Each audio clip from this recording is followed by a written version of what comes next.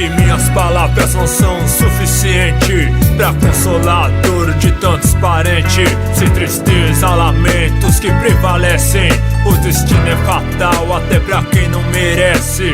Letras vão rimando, não sei por quanto tempo pra favela assim expresso meu sentimento. Difícil dizer até quando a revolta. Se tem muito pilantra pronto pra puxar a corda, uma lágrima escorre sobre o papel.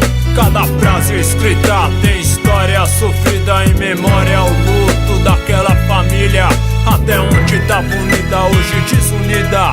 Pude ver o sofrimento daquela senhora. Seu olhar já dizia todas as palavras. Uma nuvem apagada onde o tempo fecha, sem o brilho do sol, assim era ela. É muito triste quando a gente perde algum parente, mas revoltante é quando perde alguém inocente.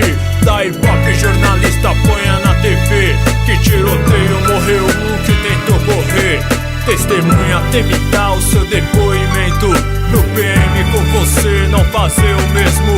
A família inconformada clama por justiça, com a foto do seu filho estampada na camisa. E como pode dizer que foi troca de tiro se na mochila tinha marmita? É a roupa do serviço, o resultado vai ser mais um filho revoltado quando souber como seu pai foi assassinado. Sempre vou lembrar, sinto um peso em meu olhar.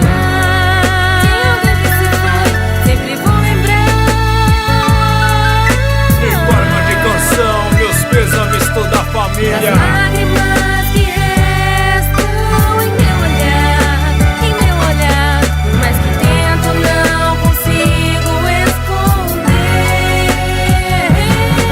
Datas comemorativas, Natal, Ano Novo, feliz aniversário sem festa, sem bolo. Nos trouxeram um presente tamanho família. Desespero, lágrimas junto com a notícia. No começo até parece ser um pesadelo. Minha família de luto indo pro enterro. O dia fica mais triste, a impressão que dá parece que até as nuvens vão de chorar. Cada passo que dou vem uma lembrança, um sorriso semelhante de uma criança.